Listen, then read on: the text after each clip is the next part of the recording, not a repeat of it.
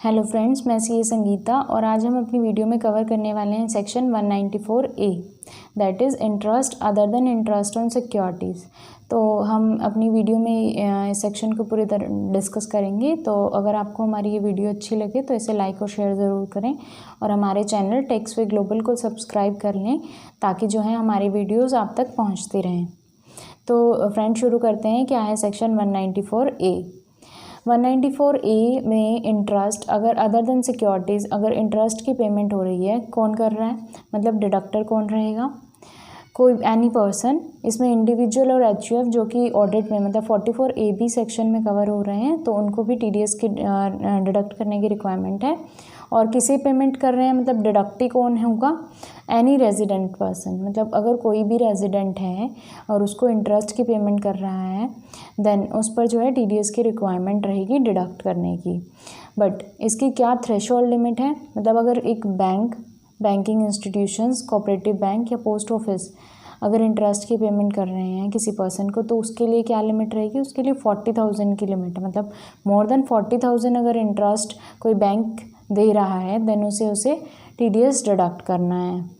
और अगर यही जो बैंक कोई बैंक अगर किसी सीनियर सिटीज़न को पेमेंट कर रहा है तो ये लिमिट जो है 50,000 की है। मतलब मोर देन अगर 50,000 इंटरेस्ट होगा देन उसे टीडीएस डिडक्ट करना है। बट अगर कोई और पर्सन है अदर देन जो ये bank, banking financial institution, cooperative bank और पोस्ट ऑफिस, तो उनके लिए जो थ्रेशोल्ड लिमिट है वो 5,000 की है। मतलब अगर 5,000 से ज़्यादा इंटरेस्ट पेमेंट हो रही है देन उस पर टीडीएस डिडक्ट करने की रिक्वायरमेंट है। किस रेट से डिडक्ट करना होता है, 10% से इस सेक्शन के अंडर जो है टीडीएस डिडक्ट करना होता है at the time of credit. मतलब अगर हम अपनी बुक्स में रिकॉर्ड कर रहे हैं या फिर पेमेंट कर रहे हैं, इनमें से जो भी पहले है उस टाइम पर हमें टीडीएस डिडक्ट करना होता है। अर्लियर जो है कि मतलब बैंक में ये टाइम डिपॉजिट्स पर, मतलब फिक्स डिपॉजिट्स पर या आरडीज़ पर कटता था। बट 1 अप्रैल 19 से जो है इसको डिलीट कर दिया गया था कि टाइम डिपॉजिट्स पर नहीं कटेगा। इट मीन्स अब सेविंग का इंटरेस्ट भी जो है क्लब करके देखा जाता है कि अगर टोटल इंटरेस्ट जो है मोर देन 50,000 मतलब 40,000 या 50,000 इससे एक्सीड कर रहा है देन उस पर जो है टीडीएस की डिडक्ट करते हैं। मतलब इसमें जो है सभी ब्रांचेस का मिला करके सेविंग का या फिर जो भी फिक्स्ड डिपॉजिट्स हैं उनका इंटरेस्ट मिला करके देखा जाता है। अगर वो थ्रेशोल्ड लिमिट से एक्सीड करता है तो उस पर टीडीएस डिडक्ट करने की रिक्वायरमेंट है।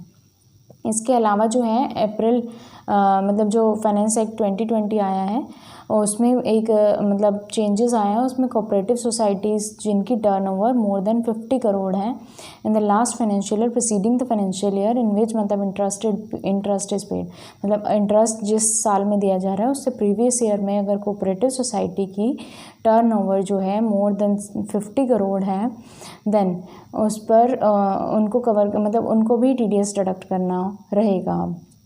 और एक्चुअली इस सेक्शन में काफ़ी मतलब एग्जम्पशंस दी गई थी जिनमें कोऑपरेटिव सोसाइटी भी कवर हो रहा था। अगर हम मेजर जो एग्जम्पशंस की बात करें तो उनमें क्या क्या होता था कि अगर इंटरेस्ट की पेमेंट कर रहे हो आप किसी बैंक को या फिर किसी कोऑपरेटिव सोसाइटी को जो बैंक या फिर लैंड मॉर्गेज के उसमें ही है, मतलब बिज़नेस में, या फिर यूटीआई को पेमेंट कर रहे हो, एलआईसी को पेमेंट कर रहे हो, किसी फाइनेंशियल कॉर्पोरेशंस को पेमेंट कर रहे हो, किसी कोऑपरेटिव सोसाइटी को जो कि इंश्योरेंस के बिज़नेस में है, या फिर सेंट्रल गवर्नमेंट की किसी डिपॉजिट की स्कीम के अंडर, मतलब जो कि नोटिफाई किया है सेंट्रल गवर्नमेंट में, उस पर इंटरेस्ट पेमेंट कर रहे हो तो उस पर टीडीएस डिडक्ट करना नहीं होता। इसमें मतलब ये आ जाता है कि अगर बैंक को एक इंडिविजुअल ने लोन लिया है और वो बैंक को इंटरेस्ट पे कर रहा था, अगर वो साल का इंटरेस्ट जो है मोर देन मतलब 5,000 उससे एक्सीड करता है तो अब उसे टीडीएस डिडक्ट करने की रिक्वायरमेंट नहीं है क्योंकि उसे एग्जम्पशन दे दी गई है। But non banking financial companies को अगर वो इंटरेस्ट पे कर रहा है तो उस पर उसे टीडीएस डिडक्ट करना रहेगा। तो मतलब अगर इन ऊपर जो मतलब हमने बताई हैं ये इनमें अगर किसी को हम इंटरेस्ट पेमेंट कर रहे हैं तो नहीं डिडक्ट करना, बट अदरवाइज़ अगर हम इंटरेस्ट पेमेंट कर रहे हैं देन हम एक इंडिविजुअल को भी जो है इसमें इंटरेस्ट पेमेंट मतलब टीडीएस डिडक्ट करना रहेगा इंटरेस्ट पर। और इसके अलावा जो मतलब पार्टनरशिप में पार्टनर्स को इंटरेस्ट दिया जाता है, या फिर कोऑपरेटिव सोसाइटीज़ में कोऑपरेटिव मेंबर्स को, या फिर एक कोऑपरेटिव सोसाइटी दूसरी कोऑपरेटिव सोसाइटी को। तो पहले जो है कोऑपरेटिव सोसाइटी को कंप्लीट एग्जम्पशंस दी गई थी कि उनको टीडीएस डिडक्ट करने की रिक्वायरमेंट नहीं है, बट जो फाइनेंस एक्ट 2020 में अमेंडमेंट आई है उसके अकॉर्डिंग जो कोऑपरेटिव सोसाइटी जिनकी टर्नओवर 50 करोड़ से ज़्यादा है लास्ट फाइनेंशियल ईयर में, देन उनको जो है अब टीडीएस डिडक्ट करने की रिक्वायरमेंट रहेगी।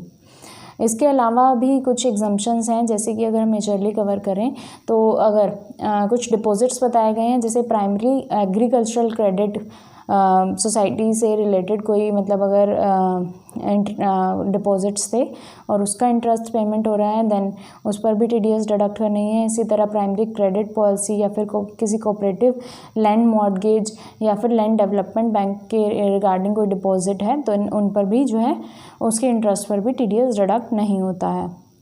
इसके अलावा जैसे गवर्नमेंट मतलब इंटरेस्ट जो देती है डायरेक्ट टैक्स से रिलेटेड, मतलब इनकम टैक्स का अगर रिफंड आता है देन उस पर भी टीडीएस की नहीं कटता है, मतलब इस सेक्शन के अंडर उसे भी एग्जम्पशन मिली हुई है। और एक और मेजर रहेगी, जैसे मोटर व्हीकल एक्सीडेंटल इंश्योरेंस में जो कंपनसेशन मिलती है उसमें एक्चुअली जो क्रेडिट के टाइम पे अगर हम बात करें, जब क्रेडिट के टाइम पे है इसमें तो उसमें तब टीडीएस डिडक्ट नहीं होता है, बट अगर पेमेंट हो रही है इंटरेस्ट की under motor vehicle accidental insurance claim और अगर वो इंटरेस्ट जो है मोर देन 50,000 है देन उस पर जो है टीडीएस की डिडक्ट करने की रिक्वायरमेंट रहेगी। इसके अलावा मतलब अगर कोई पॉइंट हमसे छूट गया हो इस वीडियो में तो हमारा आप ये आर्टिकल हमने बनाया है अपनी वेबसाइट पर taxpayglobal.com पर, इस पर आप इसे कंप्लीट पढ़ सकते हैं। और मतलब अगर आपको लगता है कि कोई क्वेरी है तो आप पूछ सकते हैं, और जो वेबसाइट का लिंक है हम आपके कमेंट में जो है आपके साथ शेयर कर देंगे। Thank you friends.